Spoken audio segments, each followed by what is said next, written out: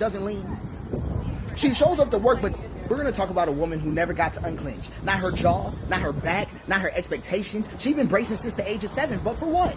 For everything. For hyper-individualism. Because she learned early no one's coming, so she came for herself. Carried her brothers, cooked for her mother, held her daddy's moods like frail glass. It's okay, I got it. It became a full language and no one ever stopped her. Because they needed her strength, so she learned to never need. And now she's in a relationship where she still pays her own half, drives herself home, cries alone, and says it's easier this way. But then she also braced for overcompensation because she shows up flawless, edges laid, degrees earned, and posture perfect. Because every room says you're only worthy if we're impressed. So she overdid, over-delivered, and outshined. But now guess what? She can't tell the difference between being respected and being performed for. She can't tell the difference between being respected and being performed. Her nervous system doesn't believe in rest. Her joy needs proof. Her beauty must apologize for existing. And then hold on, because she's still anxious.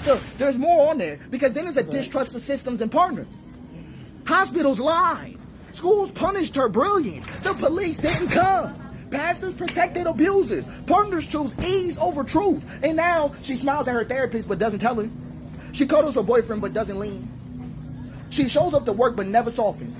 Because every system trained her not to be safe, only to be smart. But then she was told, don't cry in front of them. Don't let them say you're angry. Don't give them that power.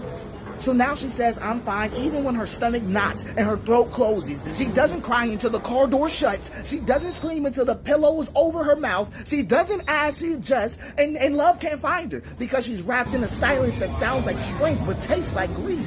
And then, right, a spirit of self-sacrifice starts to talk, right? Because she gave her food to her little cousins. Gave her weekends to help her aunties. Gave her 20s to a man who never saw her clearly.